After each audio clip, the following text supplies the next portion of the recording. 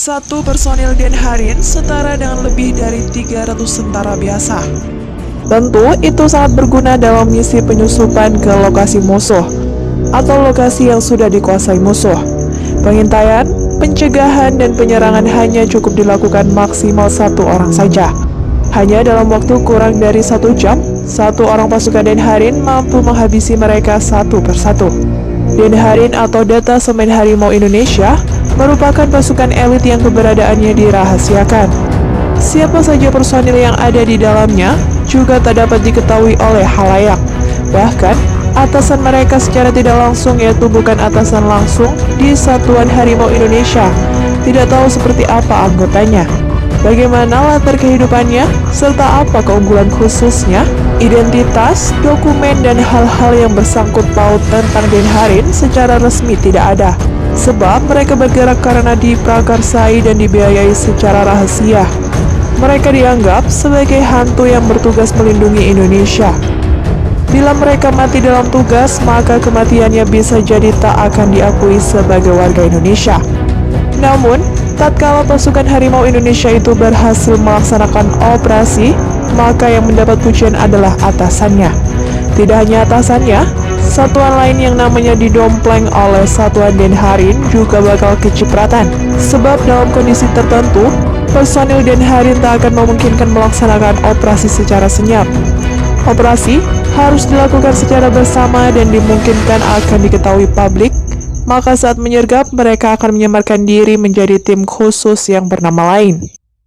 Pasukan Denharin tidak hanya memiliki kekuatan fisik yang super, kemampuan otak mereka juga memiliki kecerdasan di atas rata-rata dalam bidang ilmu sosial maupun alam. Dengan itu, mereka mampu menyamar menjadi apa saja dengan sempurna, tanpa meninggalkan jejak atau barang bukti sehingga kehadirannya tak disadari oleh pihak lawan.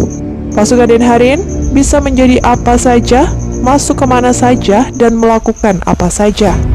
Tak hanya kekuatan fisik dan kecerdasan, sehingga salah satunya bisa menguasai beberapa bahasa daerah maupun asing.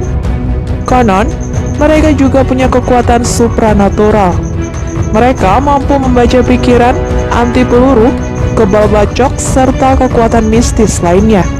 Mereka juga harus mampu mengendalikan psikologi diri sendiri maupun lawan. Mampu membuat musuh bergejolak emosinya, takut, terintimidasi, dan pasrah. Sayangnya, Denharin hanya difungsikan sebagai alat pelindung, pertahanan, dan penyerang yang punya strategi dan taktik khusus saja. Bahkan di era Orde Baru, hanya ditugaskan untuk melindungi presiden secara senyap. Denharin bertugas dengan cara sendiri dalam melindungi presiden. Ia berada di luar barisan Pas Pampres atau pasukan pengamanan presiden. Sungguh miris memang bila pasukan super itu digunakan secara sia-sia. Seharusnya, Denharin juga difungsikan untuk kepentingan kemajuan peradaban Indonesia. Misalnya, kecerdasan yang mereka miliki digunakan untuk kepentingan perkembangan teknologi dan budaya. Mereka dimasukkan di tengah-tengah masyarakat tidak hanya untuk mengintai saja, tapi juga untuk mendidik masyarakat. Mereka tidak hanya ditugaskan di saat ada masalah keamanan saja. Sebagai penutup, perlu ditekankan bahwa keberadaan pasukan yang jauh lebih jago dari pasukan Katak, Kopassus, Denjaga, hingga satuan khusus lainnya ini masih simpang siur. Wajarlah ini menjadi kabar yang tidak jelas. Logikanya, bila kabar tentang Denharin ini jelas, maka sifat rahasia yang dimiliki sudah tidak ada.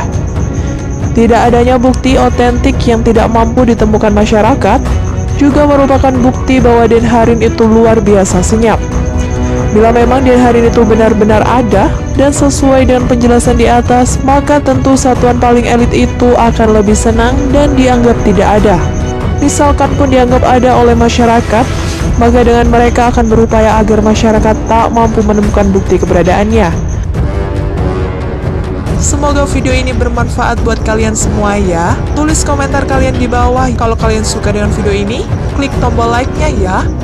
Buat yang belum subscribe, Mimin ingetin buat subscribe-nya ya. Dan aktifkan loncengnya agar tidak ketinggalan informasi menarik lainnya. Sampai jumpa!